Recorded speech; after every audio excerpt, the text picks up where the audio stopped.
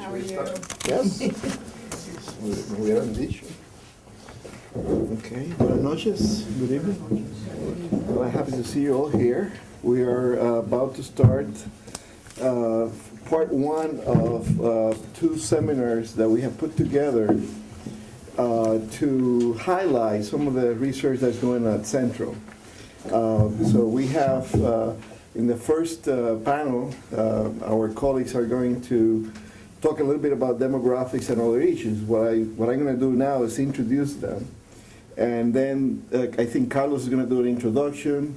Then we're going to move, I think, to Juan and Patricia and Judith and so forth. But we have an impressive lineup. I'm very proud of this crowd. I have the privilege of happening to be working with them at Central. Let me start with, from my left on, Dr. Patricia Silver is a research associate here at Central. Her work spans from issues of state formation, relocation, community formation, oral histories, social memory. I can go on for a while. In any case, she has a PhD from American University in Washington, D.C., a master's in comparative literature from the University of Washington, and a BA from Princeton.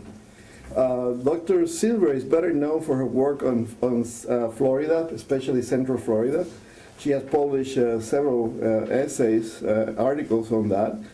Then I Do What I Want, Teacher, State, and Empire in 2000 is one of her publications. I'm a worker professional teacher under classes in Puerto Rico, and most recently a special issue of the Central Journal, Culture is More Than Bingo and Salsa, Making Puerto Ricanidad in Central Florida.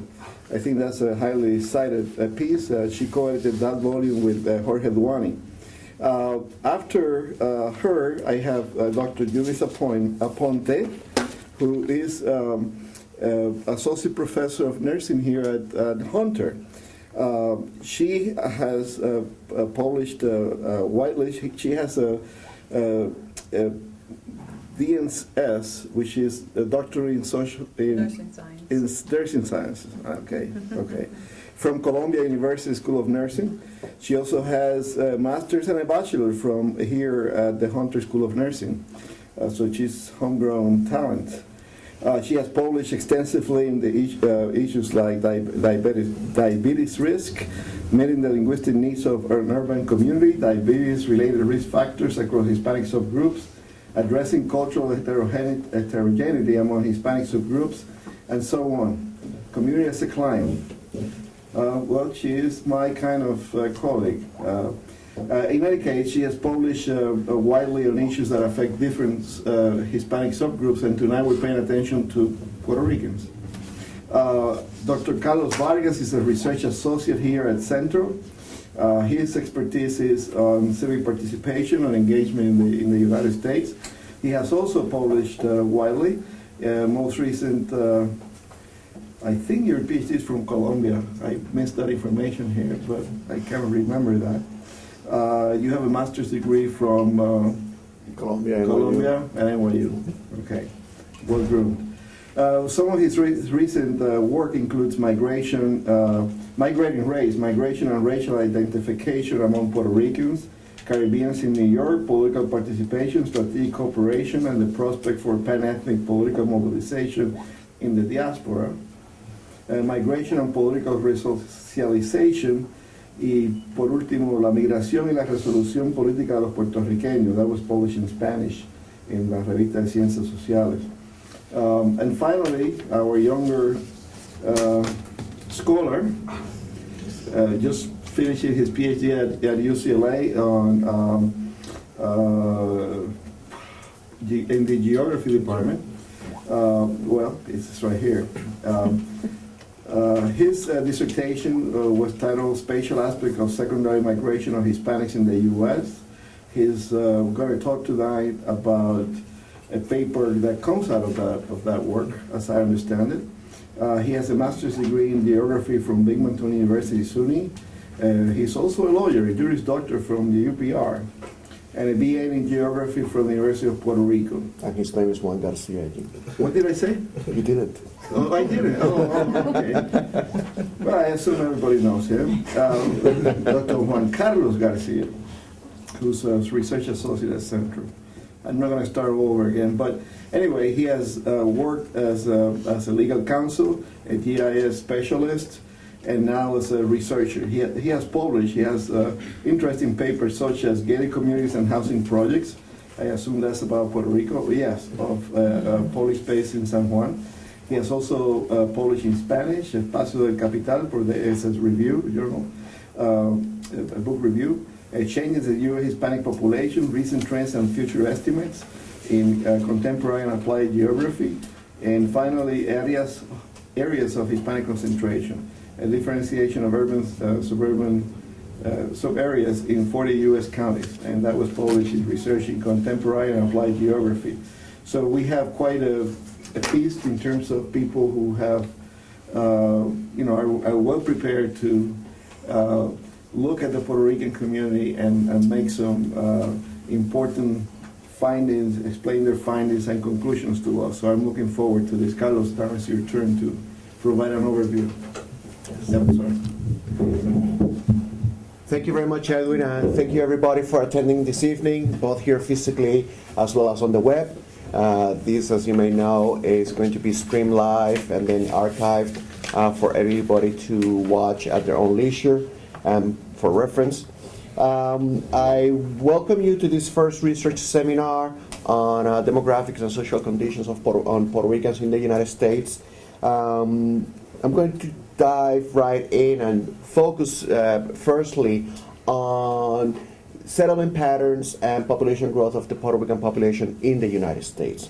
The Puerto Rican population in the U.S. continues to grow in the new millennium. Puerto Ricans also continue to disperse throughout the entire country. Moreover, Puerto Rican settlements throughout the country continue to grow, with the exception of New York City, which continued to lose Puerto Ricans. The number of Puerto Ricans in the United States grew by more than 35%, from 3.4 million to 4.6 million between 2000 and 2010, as we can see on table number 1. This rate of growth was more than 3 times as fast as that of the population as a whole, which grew at under 10% between the same decade. Moreover, the Puerto Rican population growth during the 2000s was faster than during the 1990s. We were growing at a faster clip then, when Puerto Ricans were growing at 25%, and even faster than during the 1980s. This sustained growth of the Puerto Rican population in the United States parallels the growth of the Hispanic population in the country, if at a lower rate.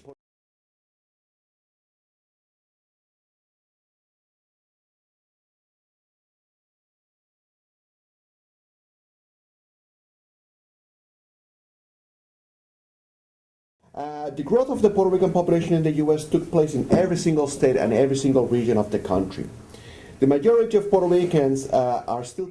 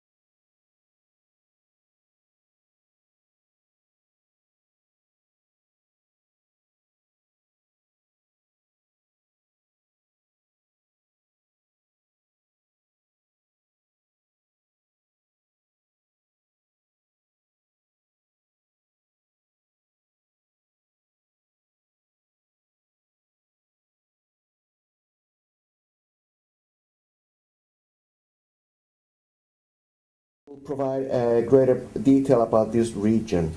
But before we get to that, I will say that this Puerto Rican population growth that I just described briefly here and the settlement dynamics are seen clearly in the growth in the 2 states with the largest Puerto Rican populations, New York and Florida.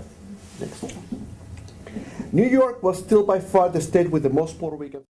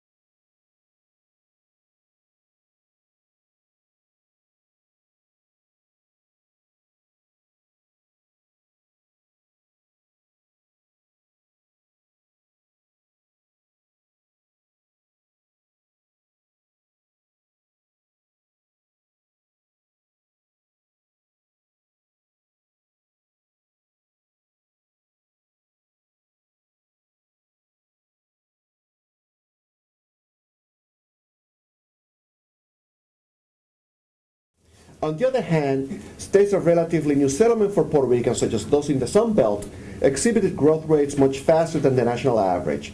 Indeed, the states with the fastest growth in their Puerto Rican populations, at rates that tripled or quadrupled national growth rates, were located mostly in the South or in the West. But it should be noted that these were also states that had relatively small shares of the Puerto Rican population in the U.S.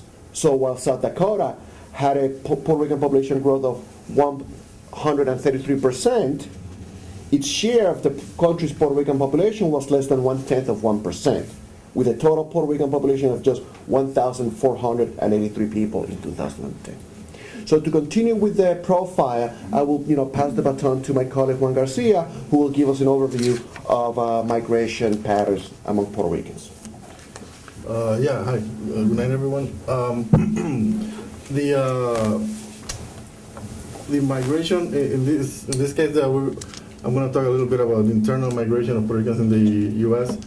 and have slight comparison of migration patterns between Puerto Rico and the U.S. The first, we're going to start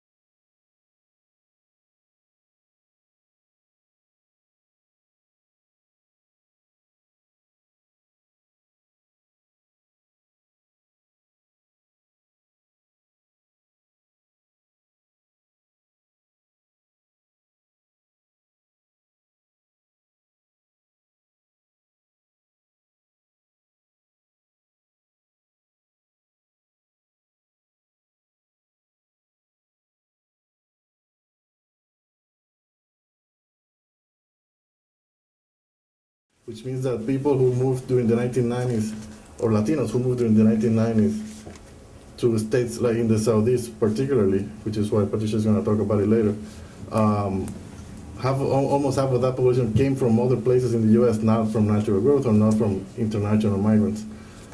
And one final note would be the very few works who have actually dealt with domestic migration of Puerto Ricans, starting probably with Boswell in 1884, but dealing mostly in comparison with other Hispanic subgroups.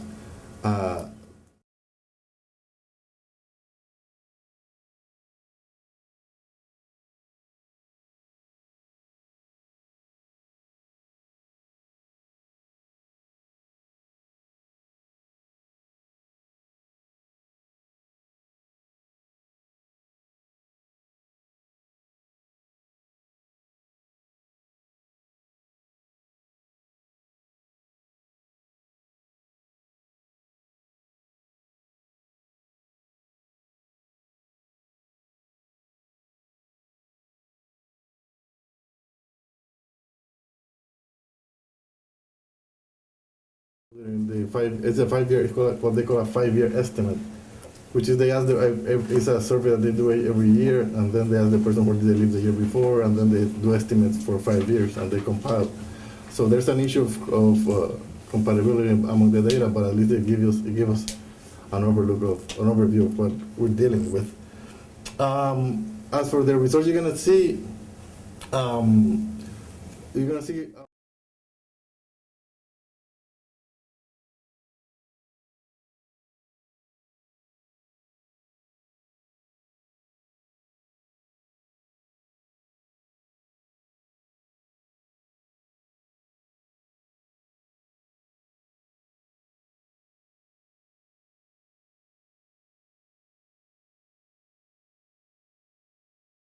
Entirety of the estimates is done using the P weights or the person weights in the data that are included with the data. So that's where the numbers come from. Next.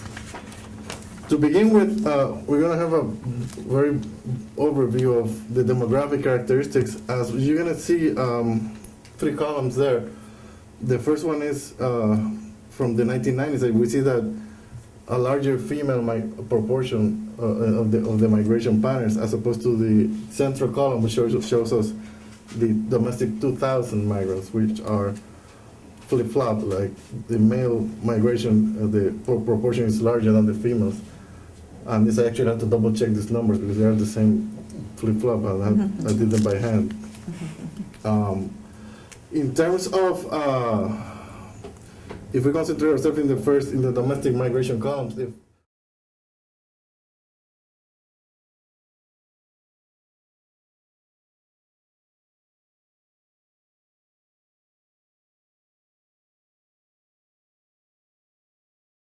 about a possibility is that they're just people, not necessarily family, moving together. So.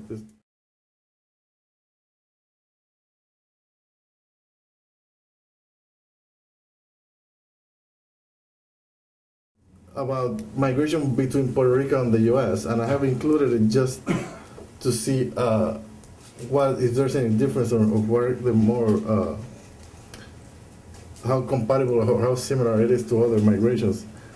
As you can see in the again the marital status, a larger portion of the migration from Puerto Rico to the U.S. tends to be non-married. So what does that mean exactly? I'm not certain. It's probably younger people, but I'm not.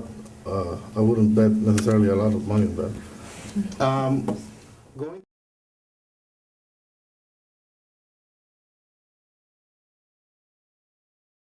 Those people who migrated, not of the entire U.S. Puerto Rican population in the U.S. So, again, during the 1990s, we saw a larger portion of the migrant population with very few years in education, with 33% of them, like a third, without a high school diploma. Contrary to the migration pattern during the 2000s, we saw only 19% of that population did not have a high school diploma, and the numbers of college graduates are much higher. In that sense, the migration of Puerto Rico to the U.S. is kind of a mixed comparison. There's, according to the numbers, 27% of people who migrated from Puerto Rico to the U.S. did not have a high school diploma, but at the same time, 14% of them graduated from college at one point. Not just as undergraduate. If you include the 4% who have college degrees, we have 18% of the migrants from the U.S., from Puerto Rico to the U.S., being more educated than the domestic migrants. And finally, in terms of when did they arrive in the U.S., we see that during the 1990s, 53% of the domestic migrants were U.S. born. And only about 10% have spent less than 10 years in the U.S. But during the 2000s, we see that over 63% of the migrants, domestic migrants, were U.S. born. So we've seen a clear overrepresentation of the U.S. born Puerto Rican population and the migrant patterns, at least domestically speaking. the last numbers, I'm including them just because out of the weird. They're very weird. First of all, when you see that 13.4% of the people, the Puerto Ricans who migrated from Puerto Rico to the U.S. were born in the U.S., which meant that we've seen some sort of return migration patterns.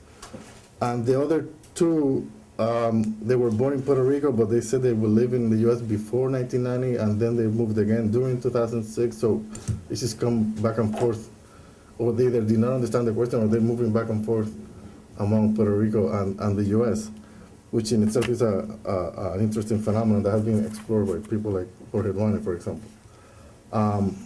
But apparently there is enough of it to consider continuing the analysis of this concept. In the next slide, we're going to see the most common destinations of domestic migrants. And during the 1990s, we see that over half of Puerto Rican domestic migrants went to 3 states, the New York, Florida, and New Jersey. That just half of, and if you include Connecticut and Massachusetts right there, that's over 60, almost 2/3 of the migrants went to only 5 states, or migrated from other states to one of those 5 states.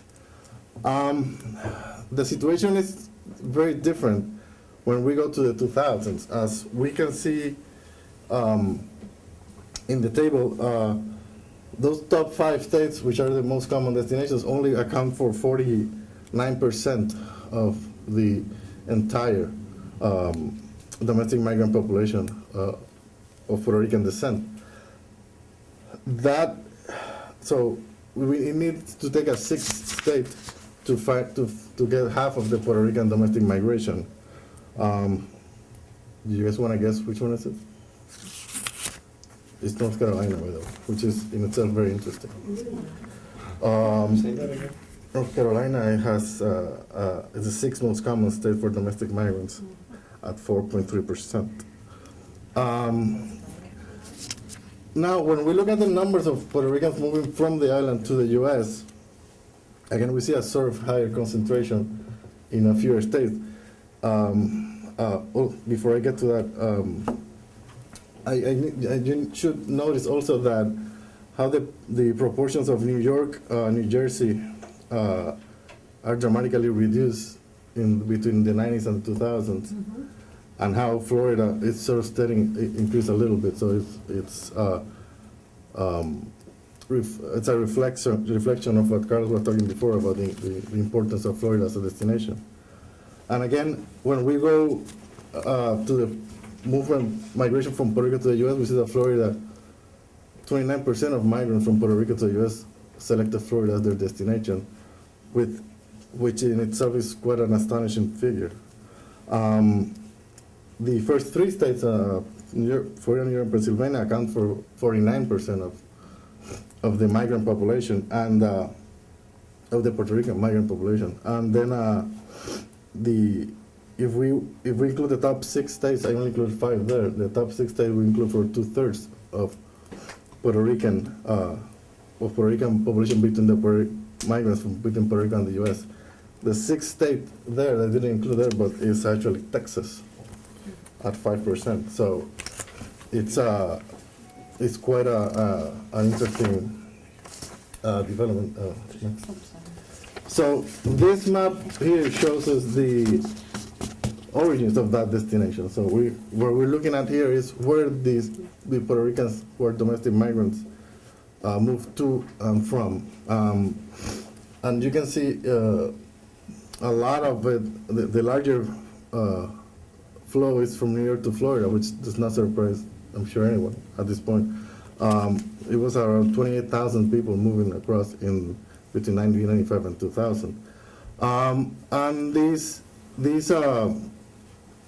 patterns reflect a sort of a relocation or redistribution across the northeastern states, between New York and Connecticut, Massachusetts, Pennsylvania, but also the importance of Florida receiving a lot of Puerto Ricans, but not sending anyone anywhere. So during the 1990s, we see how the Florida became the center of the Puerto Rican migration. And I decided to split them up between the U.S.-born and Puerto Rican island-born populations, migration. So this map here shows us, again, during the 1990s, what were the most common migration patterns. And one big difference here, as you can notice, is the New York to California migration during the 90s.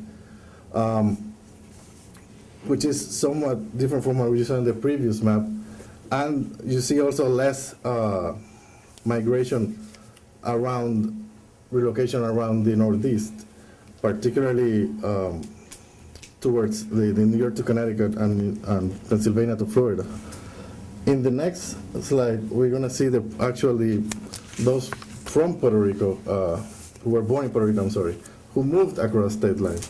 And now we go back to seeing how Illinois and Pennsylvania sent to Florida is more important than those moving from New York to California.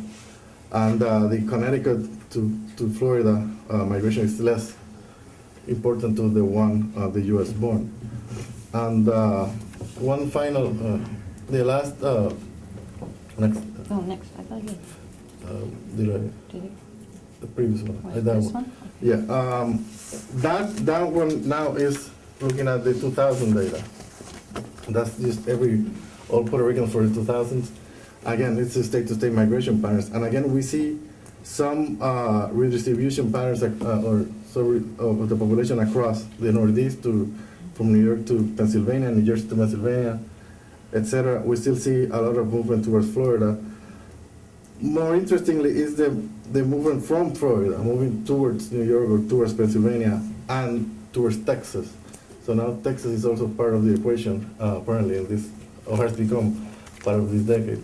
The next. And when we look at these numbers by the place of birth, we see that in the case of the U.S. born, Texas is not as such as an important destination as Florida or as Pennsylvania, for that matter. It seems to be that most U.S.-born Puerto Ricans are migrating towards or relocating to Pennsylvania from other states. One last look at the Puerto Rican-born during the 2000s, and we see how the Texas line comes back in the map. So this migration tends to be driven by Puerto Rican-born people in Florida, I'm sorry. But also how Florida is sending to Connecticut, but not necessarily to Pennsylvania. In this sense, there's some minor variations and some minor changes, but they can give us an insight on what are the motivations and what are the settlement patterns and the differences between the U.S.-born and the island-born Puerto Ricans. And a lot more research is needed, particularly on the specific areas in which some of the states are really large, and how to understand what is exactly driving these migrations. I think now I'm going to leave you with Patricia, who's she's gonna talk a little bit about the specifics of Florida and the South. Yeah. I'm going to talk generally about a lot of things, actually, and try to propose something of a research direction, because there's really been very little done in the South, and most of what's been done has been in Florida. So my presentation is actually drawn from, is it okay? Is drawn from my chapter in the book, The State of Puerto Ricans, which will be coming out from Central Press this year. As Carlos has actually, as both Carlos and Juana pointed out, the South is really a very significant part and will be a significant part of the Puerto Rican diaspora in the decades to come. When I talk about the South, I'm actually using the reference of the 11 states that were part of the Confederacy. And in the chapter in the book, I actually talk about only 8 of those. And I came to those 8 by looking across the states, both numerically and percentage-wise, in terms of growth of Puerto Rican population from 2000 to 2010. So like the top 10 states of numeric growth or the top 10 of percentage growth, and I pulled from that those states that were in the South, and I ended up with a list of 8 states because, interesting, North Carolina and Georgia were in both lists in terms of numeric and percentage growth.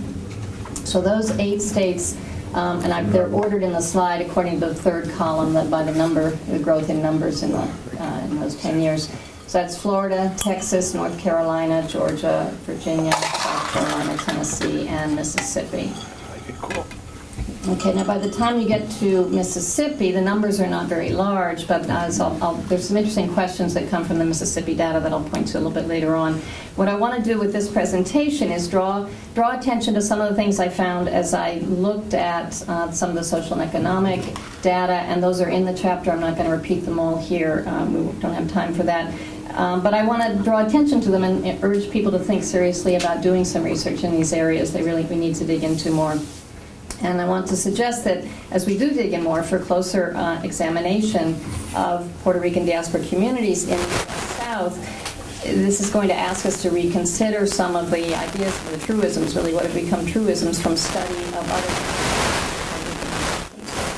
I think that the South is going to be kind of a challenging area for us to think about. And I think one part of that is the context of reception in the South, which directly informed this arriving in those areas. First of all, of course, the Southern legacy of segregation and Jim Crow still plays out in daily life. In Orlando, for instance, this has had there's been significant tensions around the school system in Orange County has a biracial committee for parents, and that dates back to school desegregation and so forth, but it's still in place. And so there's been a significant amount of tension around the issue of, well, where do Puerto Ricans fit in that, to the point that at one point they were told they had to decide if they were white or black in order to participate in the committee. It's not quite that way now. That was maybe a little while ago, but it's still very present. No less important, as Juan's research has shown very clearly, is that much of this growth is driven by Puerto Ricans moving from other states. And I think this is an issue that is going to impact greatly in terms of community formation in these new spaces. You have Puerto Ricans coming both from Puerto Rico and coming from other states with very different kinds of experiences. But it's also, I think, important, other scholars have looked at that communities that are forming with Puerto Ricans from different areas, but I think another piece to look at is how Puerto Ricans engage with what they find when they arrive, right? So like arriving into Orlando, Florida, it was a new space, right? There wasn't a previous Puerto Rican community there. That people were kind of coming from everywhere into this new space. And I think for Puerto Ricans coming from the island, they may in fact find some affinity with what, for lack of a better phrase, I'll call Southern hospitality in these cultural ways. And in fact, Carlos likes to say Puerto Rico is in fact a Southern state. But for Puerto Ricans coming from the north, from New York, from Chicago, and so forth, they may well be shocked to find that they are sometimes lumped together with whites and blacks because they're Northerners. And so these dynamics are going to be important, not just looking at what Puerto Ricans are doing, but looking also at where they're arriving and what is that interaction about. Now, Florida and Texas are often kind of referred to as the exceptions. It's people in Southern studies don't really look at them. They somehow don't think they count. I can't speak a lot about Texas, but I will argue that I think Florida, particularly for Puerto Rican studies in the South, can be something of a research guideline rather than an exception. And I know it took me a while in Orlando to get it, but there still is very much, it's subtle at times, but there's very much of a Southern flavor there. Now another factor, I'm not going to begin to try to go through all these numbers here, but another factor in the context of reception is that Puerto Ricans are arriving into spaces that, although it may be new for Puerto Ricans, are not necessarily new for Latinos. And so there may be a very well-established Mexican, or in the case of Florida, Cuban community that is already in the state. Mm-hmm. If you just look at the column, it'd be the over on the right-hand side, the percent Mexican to Hispanic and Latino, you see that with the exception of Florida, Louisiana, and Virginia, all those states very much well over 50% of the Latino population that is there is Mexican. And so this is going to make a difference in the dynamics for Puerto Ricans as well. Now these have been some things I'm thinking about that maybe affect or impact what we want to think about in the South as a whole. But other questions specific to one state or another arise in the social and economic data for the 8 states that I reviewed. And I'm just kind of pulling a few, hopefully provocative things to get us to think about.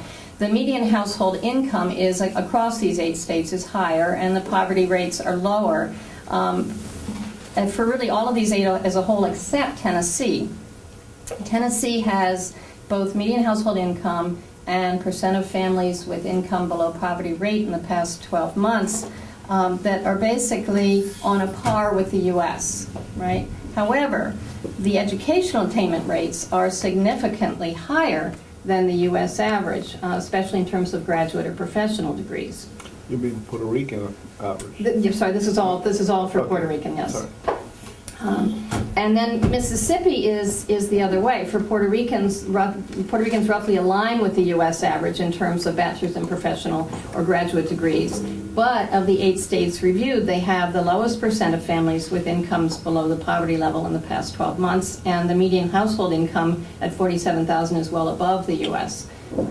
Median. So I don't know what that's about, but I think it's really interesting to kind of look at that flip-flop of relationship between educational attainment and income. Now, Florida has the highest percentage of Puerto Ricans born in Puerto Rico, 44%. North Carolina has the lowest, which aligns interestingly with that 6th state being North Carolina for the domestic migration. Florida also has the highest percent speaking Spanish at home, and South Carolina and Tennessee have the lowest. There's a lawyer, New Rican lawyer, if you will, in Orlando. He calls himself that, who also has a radio show, and he does the whole show in Spanish, but he says he had to learn Spanish when he came to Orlando, that he really didn't speak it very well, having grown up in New York. So as we start to kind of look at some of these questions, I think we also need to think about the fact that if we just look at the state level, we're going to be missing some of the complexity that's going on. This is to kind of break up the numbers a little bit, give you some color. Florida really is understood as having 3 regions, right? North, South, and Central Florida. The pictures are just to give us some stereotypical ideas of the different regions. The joke is kind of the further north you go in Florida, the more south you are. I mean, you probably have all heard that expression. I just wanted to point this out because in terms of if we start to look at some metro areas, we can look at them, oops, wrong direction. This map gives you, again, kind of shows by the red dots where Puerto Ricans are living. So Miami in South Florida, Orlando and Tampa in Central Florida, and then Jacksonville in that northeast corner of North Florida. And the fact that they're in these different regions of the state and have somewhat different histories in those different regions is going to impact the communities for Puerto Ricans there as well.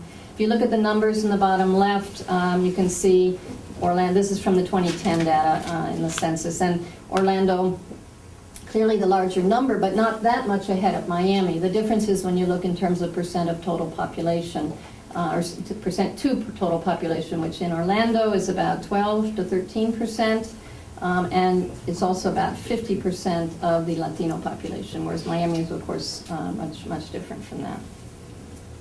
So if we just look quickly, I'm not going to try to go over all of these. Historically, just FYI, I don't know if you're aware, but Tampa is really the oldest community for Puerto Ricans in Florida. Then from there to Miami and Orlando, and now Jacksonville is really emerging as a new space. But if you look at, and of course, we know that Orlando is the largest and the biggest draw. People keep going there. But if you look at the last 3 on the right-hand side, those 3, and we just look at the economic data, we see that the median household income for Orlando, although still above the U.S. median, is below Florida's median. And it's second only to Tampa for the lowest of the 4. Central Florida comes out looking like the least well-off, if you will. They're, compared to the rest of the United States, maybe better, but not doing as well as Jacksonville or Miami. Unemployment for Orlando is highest of the 4, on a par with the U.S., and higher than Florida as a whole. Again, this is all Puerto Rican data. Percent of families with incomes below poverty level in the past 12 months in Orlando metro area is well below Tampa, but still 3rd of the 4. So the question might be, what is it that continues to make Orlando such a draw? There are obviously other factors going on. And then finally, I just want to kind of propose something of a research direction and things to think about. And I'd say with each of these questions, this is kind of a drop in the bucket, but we need to really think about what Juan was suggesting too, the importance of which Puerto Ricans, who is coming from where, becomes part of each of these investigations. And I think, so as we go to different, I'm a cultural anthropologist, so I think very much from the ground up, and I want to urge people to do research in very specific locations and with those questions and think about the differences in birthplace, migration, political experience, cultural formation, and transmission that are happening in these different locations depending on where Puerto Ricans are coming from too. So the first question, in his chapter in the State of Puerto Ricans volume that will be coming out, Carlos talks about the growth of the Puerto Rican population in Texas and Georgia as associated with the military bases. And my own research in Orlando also has pointed to the military's role in the growth of that community.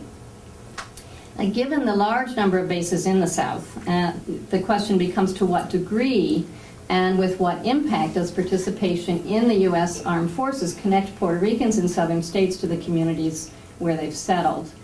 And another question is about the right-to-work statutes, which are very prevalent around the South and are clearly going to affect working conditions for Puerto Ricans and others there. So what have been Puerto Rican experiences in these right-to-work states, and how has this impacted migration and livelihood decisions? I know, for instance, one Puerto Rican who came to Florida. He was a union organizer in New York, and he's now an entrepreneur in Florida, and running a chamber of commerce.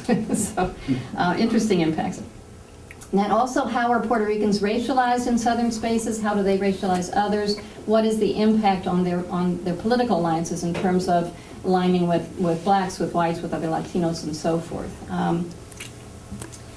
And because Puerto Ricans are often newly arriving into communities that already have established Latino communities, what is going to be the way they're going to be received by the receiving community, if you will, could be well impacted. Like, what does this group think about Mexicans? Okay, well, Puerto Ricans are like that too, right? So it becomes a question: how are Puerto Ricans then going to navigate, challenge, and accommodate pan-Latino identifications assigned by the receiving societies? And what impact does relocating in the Bible Belt have on Puerto Rican religious affiliation and political participation? Florida's importance in the federal level elections has put a real spotlight on Puerto Ricans in Central Florida. That may or may not be true for other southern spaces in the same way, but I think, at least from what I see in Florida, I think it's going to be an important question to ask: to what degree Puerto Ricans and other Latinos in the U.S. South are actually changing the meaning of what Democrat and Republican mean. So that's really what I have. I hope there's been very little research done. As I say, mostly it's been in Florida. And I do hope I've kind of piqued your curiosity, and just want to offer these as research directions I think are going to be very important as a guide as we begin to document and examine the growing Puerto Rican community in the southern states. And as Puerto Rican studies moves into the 21st century, research directions will need to follow where Puerto Ricans are going. Thank you. And next is Judith Afonte. Oh, I'm going to have to bring it out. You want to move over here? Or you want to...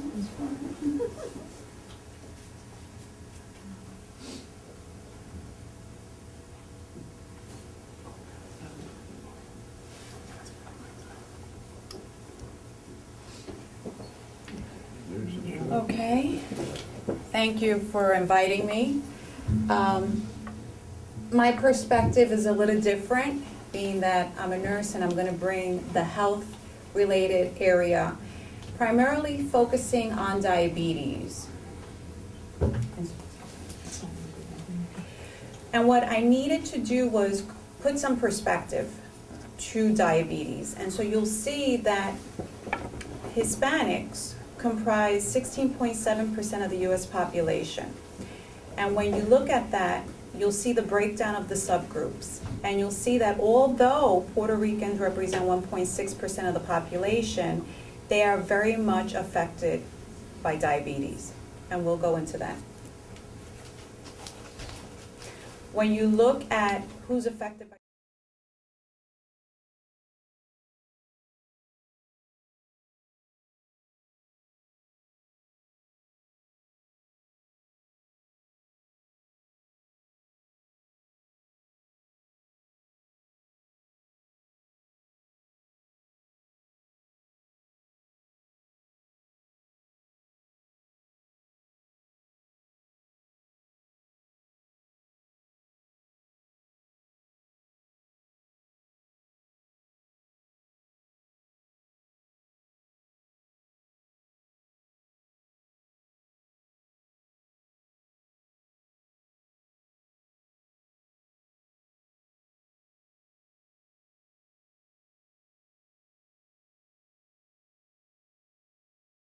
This specific disease, well, it's the 7th cause of death in the United States, the 5th cause of death in New York City and among the Hispanic population.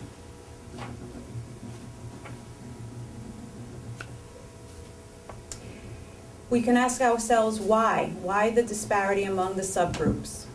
Well, some of it is the genetic composition. Another is the cultural and dietary customs. We eat different foods, and so that creates the disease, and how do we address it to become a little bit more complex. I did a literature review search on using the keywords Puerto Rican and diabetes, and there were 71 articles that came out. But out of that 71, 8 were studies conducted on Puerto Ricans in Puerto Rico, and 63 were on those from the US. But only 4 out of those 71 examined the rates of diabetes among Puerto Ricans. So the first study, for example, reported that New York City Puerto Ricans have an 11.3% diabetes rate, which is a significant amount, particularly in those who were obese and had a family history of diabetes, which is all related. The second study showed that Puerto Ricans had a higher rate in comparison to Mexicans, Cubans, Dominicans, Central and South Americans.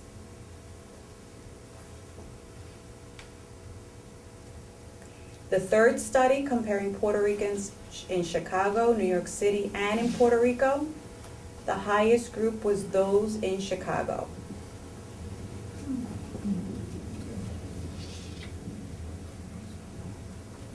The third study looked at different subgroups again and found that 82% in this sample were Puerto Ricans with diabetes and happened to be overweight or obese.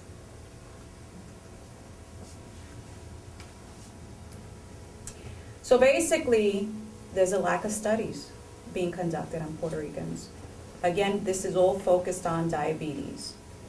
And such types of studies need to be done on Puerto Ricans, those living in the United States, as well as those living in Puerto Rico.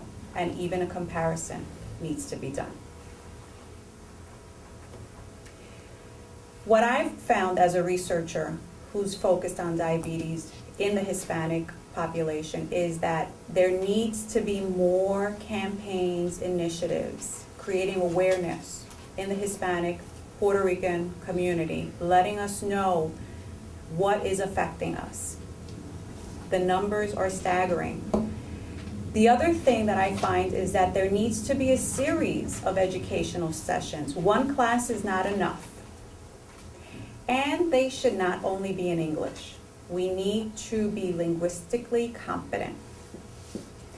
In addition to that, we need to be culturally competent. We use that word, but we don't really put it into practice. And so we need to increase the health literacy in Hispanics and Puerto Ricans. They need to know what diabetes is and what questions to ask their physicians. We need to be more compassionate. We're a group of people that you can't come into a room and just say, what's your name, what's wrong, goodbye. How are your kids and how are your grandkids, and that type of dialogue, which is being culturally competent. We need to know that not every Hispanic subgroups eat the same foods, and diet does impact diabetes. So speak the language, talk about the foods that are specific to that subgroup.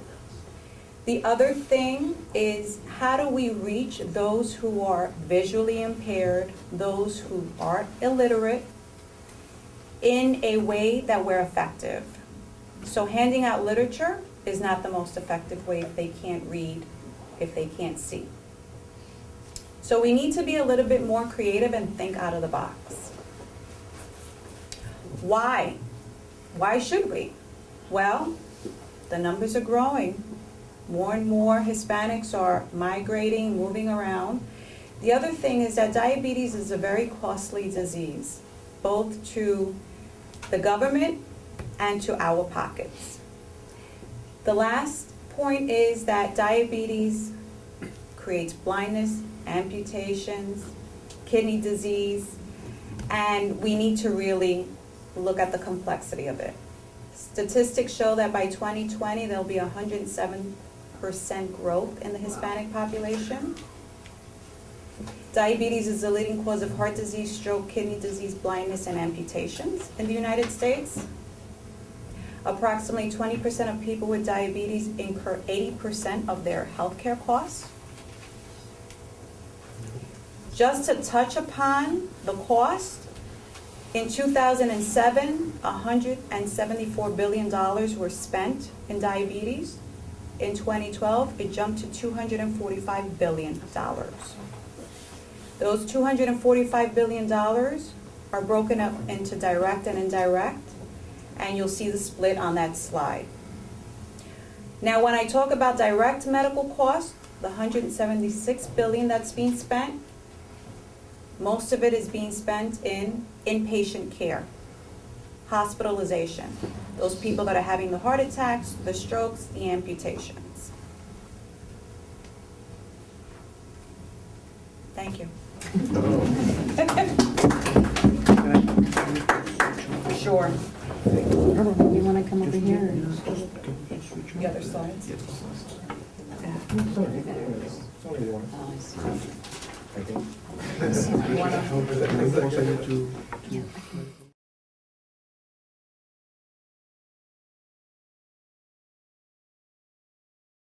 They're available presently on our website under the research page for the data center, or will be forthcoming as part of both the State of Puerto Rican's report, which is a report that will be issued later on during the spring, and finally at the end of the year under the State of Puerto Ricans and the impact of the Great Recession on Puerto Ricans in the United States, which will hopefully be available later on this year.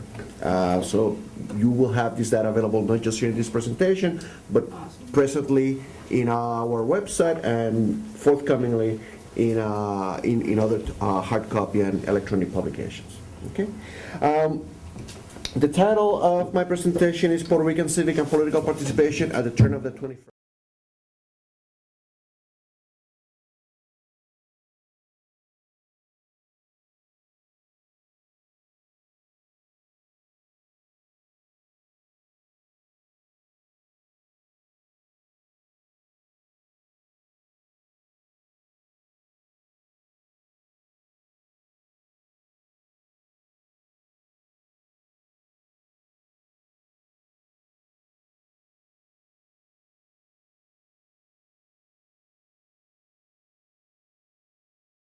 Only 64% of the adult citizens of the country reported that they had voted for president in the United States, as you can see from the chart. Among Puerto Ricans, voting is also the most common form of political involvement in the political process, but the turnout rate is significantly lower than for the population as a whole, 50% as opposed to 64% for the overall population. Now, it's interesting because Puerto Ricans also turned out to vote at lower rates than some other Latino groups. For instance, Cubans who voted at 69%, or Central and South Americans combined who voted at rates of 61%. Now, this is among the voting age citizen population, okay? So this includes all the people who are eligible to vote and did turn out to vote. Puerto Ricans do not fare as well as non-Hispanic whites, the population as a whole, and some other national origin Hispanic groups.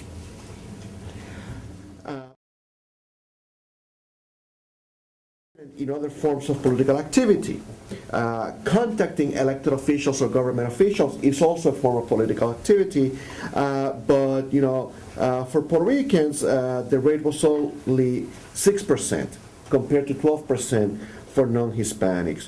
Or they attended meetings where political issues were discussed at levels of 6%, also half the rate than the population as a whole or non-Hispanic whites specifically. Yet, in these activities, Puerto Rican participation tended to be greater than the participation of other Latino national origin groups. In other forms of participation, we see, for instance, in protests, participating in protest demonstrations, the level of Puerto Rican involvement is not statistically different from that of the population as a whole. So we have a variety, we have an interesting profile.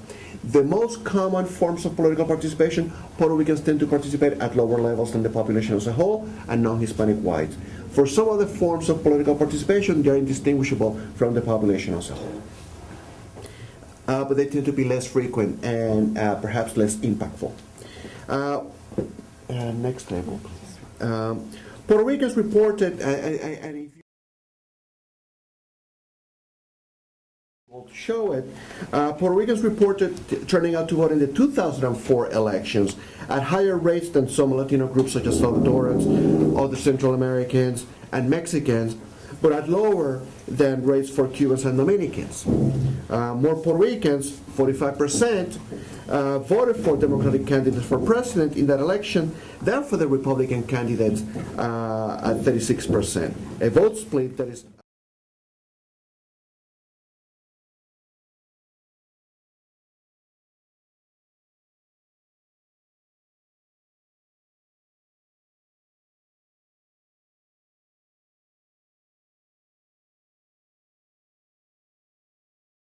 so, even though Puerto Ricans tend to have lower rates of participation than the population as a whole, among Latino groups, there could be instances in which Puerto Ricans are more involved than other Latinos. Some, but not all.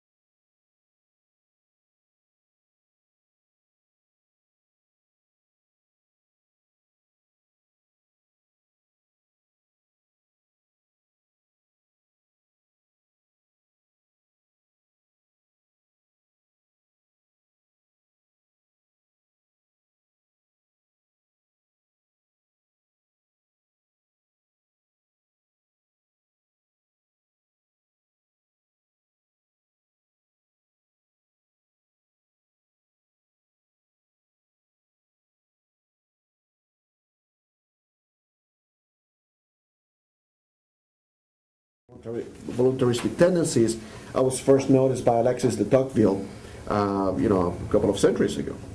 Latinos are marginally less voluntaristic than the rather poorly voluntaristic U.S. population as a whole at the turn of the 21st century. Next. This relative social disconnectedness may also be appreciated partly in the results for neighborliness reported by respondents to the current population survey. So we have that, for instance, Puerto Ricans may have been about as likely at 16% as the population as a whole to speak to neighbors practically every day in a typical month during the previous year. They were also more likely at 24% not to speak to a neighbor. Similarly, Puerto Ricans were as likely as, at 4% as the population as a whole to do a favor for a neighbor on a daily basis during the typical month in the previous year, but they were also more likely, at 49%, not to do any favors at all during that period. After nearly a century of a Puerto Rican presence in the U.S., the levels of Puerto Rican political and civic engagement continue to be lower than those of the population as a whole. While Puerto Ricans in the U.S. have made great strides in the political arena, with 4 federal representatives in the Congress of the United States and tens of state legislators, mayors, and municipal legislators throughout the different jurisdictions of the country, they continue to be unequal participants in a political process in this country, with a voice that is muted as a result of an unequal distribution of political meaningful resources. Yet, in spite of this relatively disadvantageous position, some Puerto Ricans, at least, may be in a position to influence U.S. policies and politics at the national level. A case in point is the role of Puerto Ricans in Florida, in the role they played in the past presidential elections. Reports from exit poll data of voters in Florida led to the conclusion that Puerto Ricans had a meaningful impact on those elections. Exit polls revealed that Puerto Ricans represented 4.5% of the voters that turned out to the polls in Florida in 2012. In all, Puerto Ricans contributed 3.8% of the votes that Barack Obama received in Florida. President Obama won that state contest by less than 1%. Thus, Puerto Ricans were instrumental in that victory for the re-elected president. By the same token, so were other Latino national origin groups, including Cubans. Thus, as Puerto Ricans disperse throughout the country, they also contribute to the electoral reconfiguration that is taking place in the country. And as we continue to move throughout the country, these reconfigurations will play more of a role, and Puerto Ricans and Latinos in general are likely to be protagonists of these changes taking place. Thank you very much. Thank you to the panel. We have a bit of time for discussion. As you heard from the panelists at various occasions, all this research is part of forthcoming publications for Central. There are already policy briefs or data brief, research brief that you can download and print. And there are 4 pages. They have all these graphics that you saw, and then some blurbs in terms of what it means, kind of a summative of what they have said in the presentations. The 2 volumes are forthcoming, and it will include all this research and the other panel that is forthcoming in a few weeks. The second part of this panel, which will also highlight central research. In addition to that, before we open into discussion, now that I have your attention, I'd like to advertise that we have a couple of books coming out that are very important. One is based on Pura, a collection at Central. She was a librarian, very interesting life, the first time Puerto Rican state of New York. That book is coming out. We also have the most recent Central Journal issue is devoted to social conditions too, and there are probably about 10 papers there. I don't know if you folks published there something or not, but it's a very interesting issue. The editor was Luis Morin, and it's also on the same theme, kind of understand all this rapidly changing environment for Puerto Ricans now throughout the nation. It's not just New York and so forth. So we're trying really changing demographics, political context, adaptation, cultural adaptation, and health issues that are emerging throughout the communities. So we have a little bit of time. What we're going to do is take a round of questions and then try to move to, this could be a little scattered because there are too many presenters, but so we'll try to do the best to address all your concerns. So if there are anyone has questions, so yeah, go ahead, sir. It's interesting, the talk was on diabetes, usually type 2.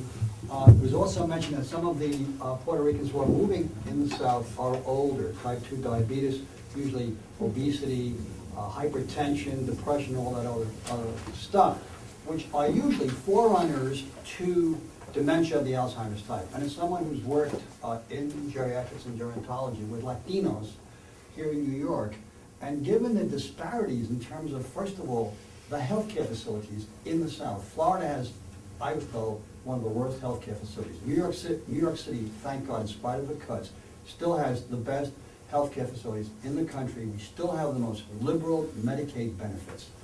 What would be the motivation, considering that and of course, age makes us more vulnerable to the dementia of the Alzheimer's type. So what would be the motivation, other than, of course, climatic reasons, for people moving to these states in the South where the weather may be nice, but the healthcare facilities are terrible. Home care does not even exist in the state of Florida, as well as in Texas. I think there might be three of the panelists that may address that in different forms, but that's very interesting. Anything else related to health that motivates questions, or well, let's go to that question.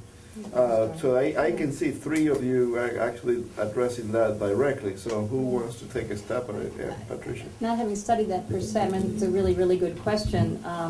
I could hypothesize that some of it has to do with where our family's moving.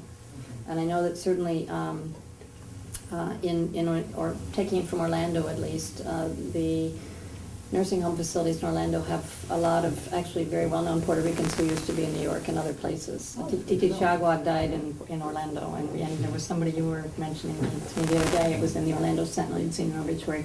So I think that, I don't know because I haven't studied it, but I think that that is very possibly part of it. Because families move, one person goes and so does everybody else. And then mom and dad or whatever are left, and so they have to come too. Judith, you know something about the health system that might know? No, but I would have to agree that between the weather and family, either they follow their kids or just other siblings that are moving there, and all of a sudden now they're living together again. And I will say that, generally, more abstractly, the motivations for migrating for Puerto Ricans in particular tends to be jobs. We're seeking jobs. But in terms of the older population, it's already retired. Right. So but if somebody's moving because of jobs and they're bringing along an elderly relative, it is because the person that finds a job is able to sustain that family there. And I'm also thinking that, you highlighted how wonderful New York State's medical care is relative to Texas or Florida, but then you also need to compare it to Puerto Rico's, since you do have many people, and the population in Puerto Rico is aging significantly. So that may also be an impact. There may be more services provided, say, in Florida than in Puerto Rico. Oh, okay, of course. I would add a couple of things to that. One is related to the infrastructure. Anecdotally, parents of my age cohort, which is kind of getting there close to retirement, they're aging, and they find the support system in Florida to be better than what you find in New York or Puerto Rico. So that's one motivating factor. But besides the jobs that are kind of a magnet, people bring their parents and that kind of thing, to Florida. So I suspect that it's a combination of factors, one of which, and it's not a minor one, next panel will address a little bit of that. We live in very high rent areas. Okay, so if you live without Social Security and a small pension, New York is not the place for you. So this is anecdotally, but I suppose some of the economists in the room can prove it, that when you have social or you have some friends who sold business, and they kept $500,000 or so for whatever real estate, so they were able to move a little bit longer. So I think it's for the elderly, it's a combination of factors. For the younger people,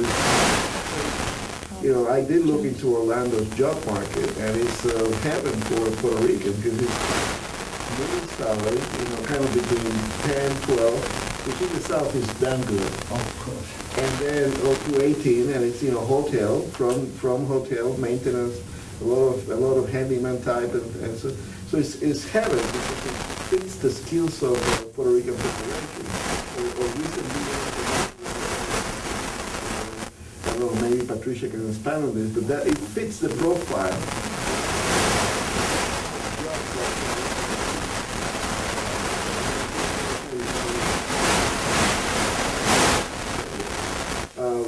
Any more questions? Sir, yeah. Yeah, it wasn't a question actually, but Yeah, go ahead. I spoke to friends and I have relatives. One who moved to North Carolina. I mean, it's just like interesting that Anna moved because his daughter moved there to go to school because her boyfriend moved there because he liked that. My relatives saw the housing crisis in the location. It's a great house. I mean, it was like twice as big as the house he had in New Jersey.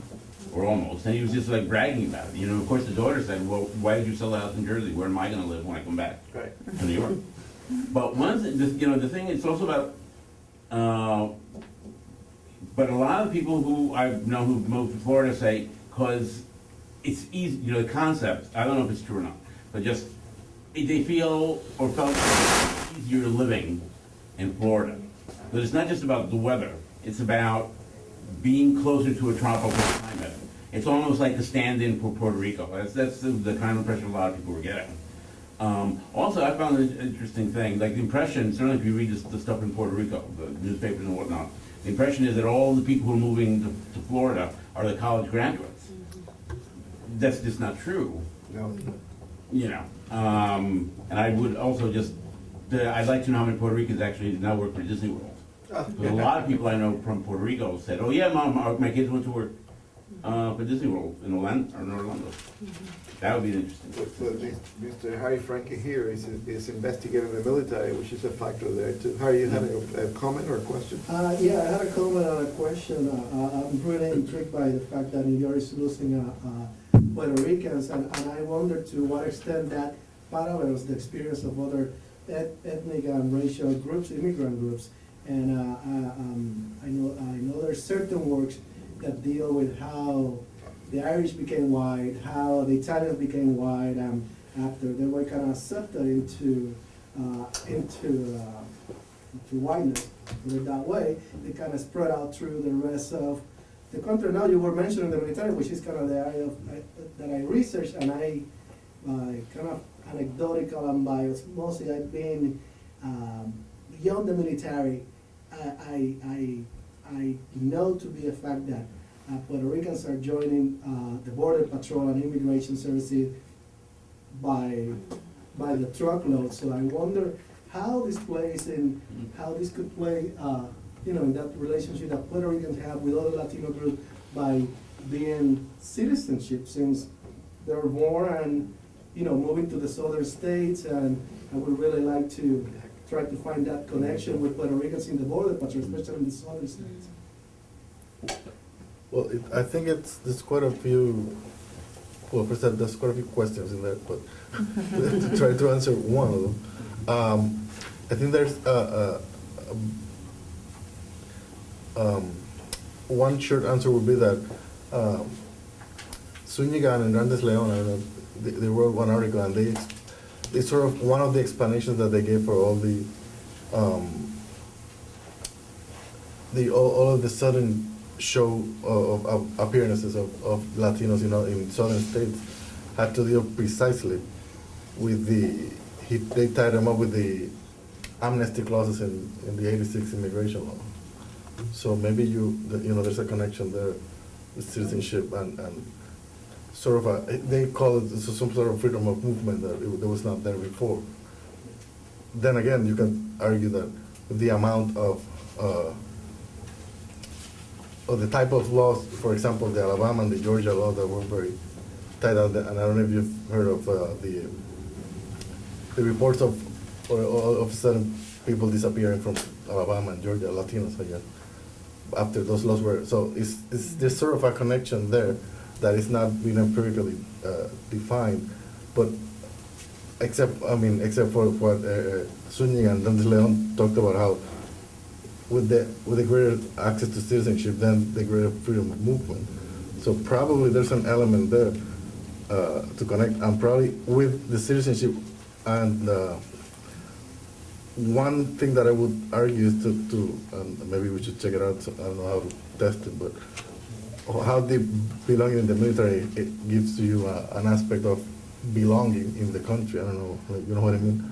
It's not just, you're not just a part of, once you are a part of the military, it's like, it's conceived as being having a stake in the country or something like that. So maybe that could answer.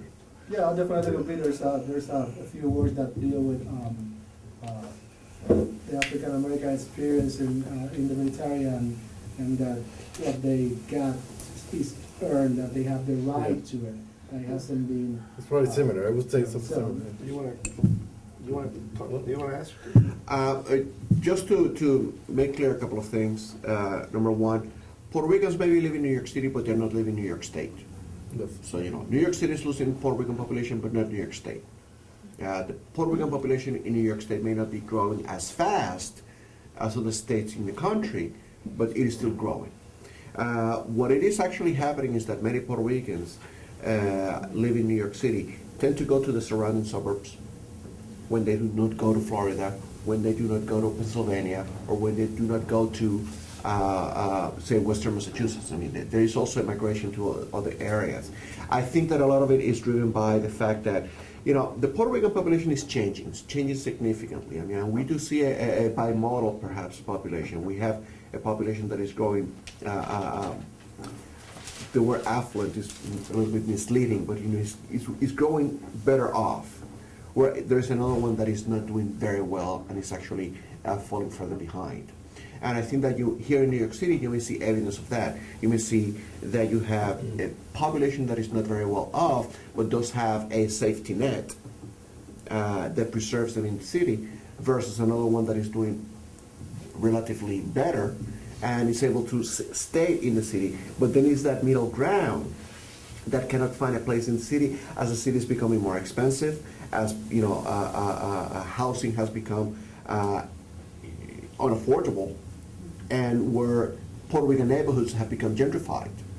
And as Edwin alluded to before, with the same dollar, you may be able to buy more house in Bethlehem, Pennsylvania, or in Florida itself than here in New York City.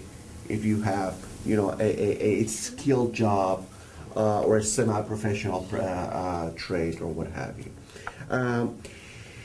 You also have to be careful because even though Puerto Ricans and others and other minorities are living in New York City, I don't think that is necessarily a sign that Puerto Ricans and other Latinos or other minorities are necessarily becoming white, as other European groups, as European previous immigrant groups transition into. Particularly Southern Europeans or Eastern Europeans. And you also have to remember that, the suburbs are also changing their complexion, right? And they're becoming much more diversified, as well as segregated. Many of them are very segregated. Some of the work that I've done on segregation for Puerto Ricans, we can see that, yes, Puerto Ricans are moving to areas of low segregation, but between decades, the levels of segregation increase. So they are moving from high segregation areas into low segregation areas, but between decades that segregation is increasing. So, there is a lot of interesting stories to be told, and there is a lot of interesting data to be collected, but I don't think that it's necessarily Puerto Ricans turning into the next white group necessarily in the United States. Far from it. Some may be able to be a multiracial population, but as a group, I don't think that is happening. Some might believe they are. It's a class issue. Other questions? Yes, please.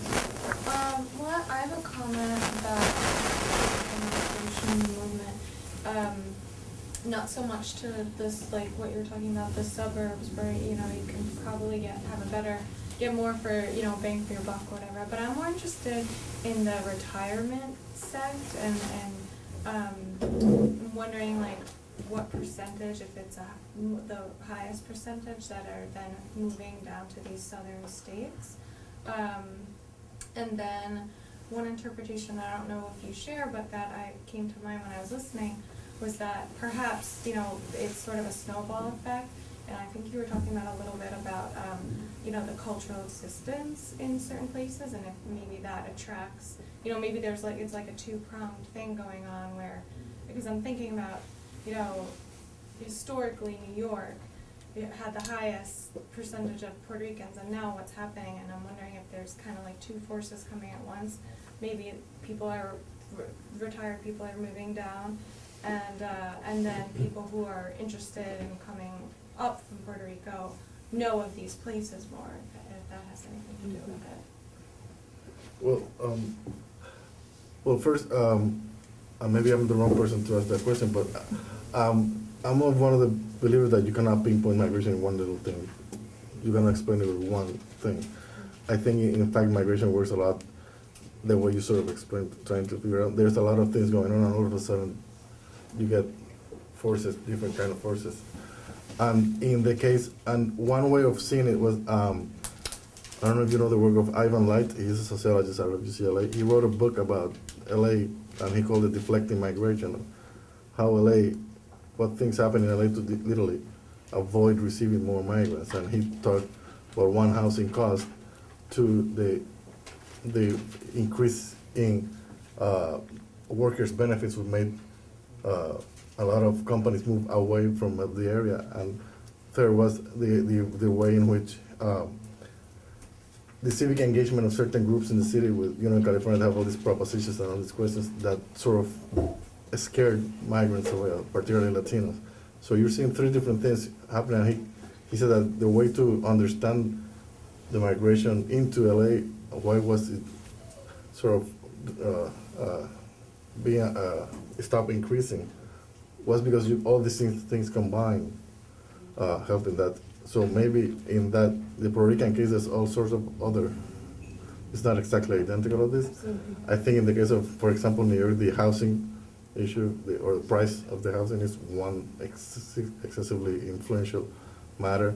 Second, the network. The more people are moving from New York City away to Florida, for example.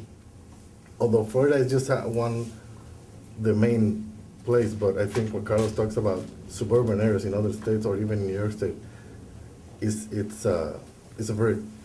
part of the answer. And for those of us who have lived in Puerto Rico, probably know that everybody wants the house, the picket fence, the backyard, the 2.5 kids, the car, and in New York City that's impossible. So if you want that, and of course the U.S. society is also geared to that dream.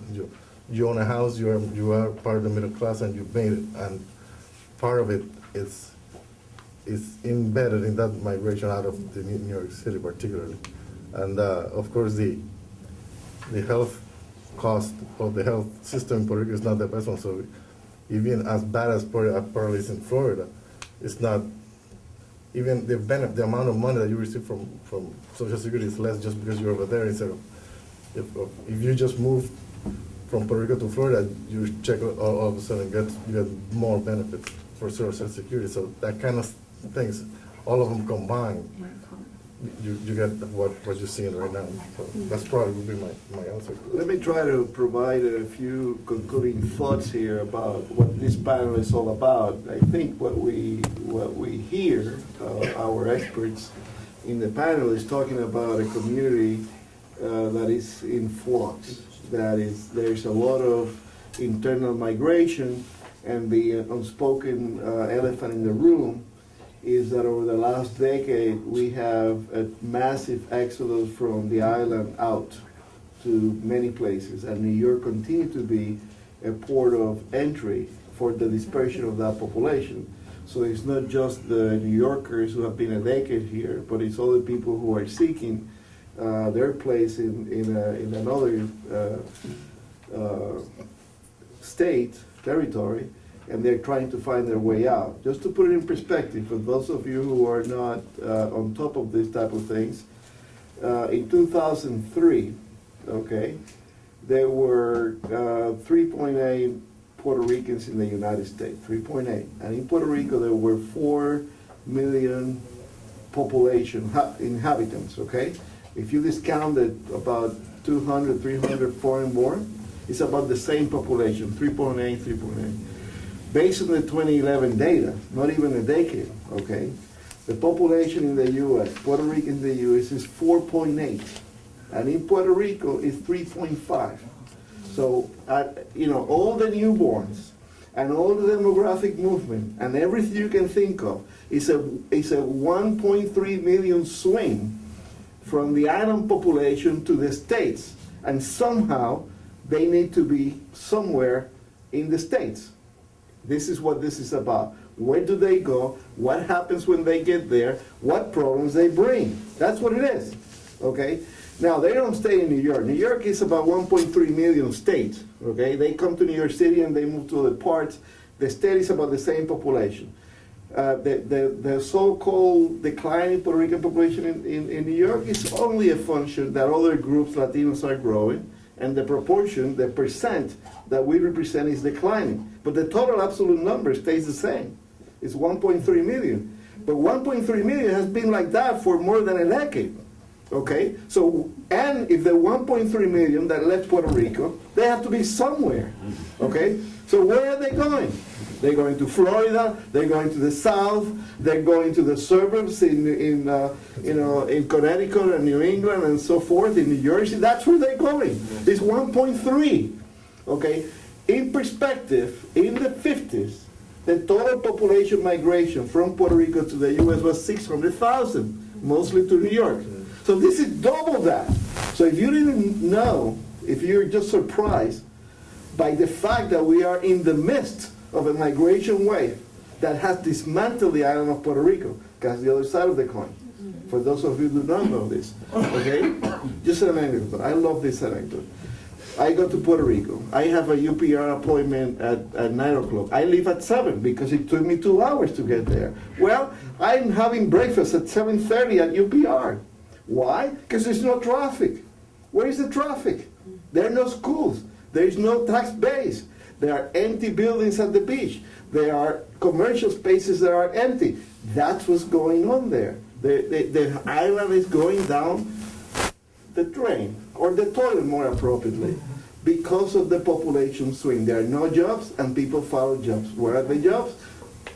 Orlando. So that's the last word, okay? We're done with this part. But that's what the central researchers, that's what they're trying to understand. We are in the midst of a demographic shift that is little understood.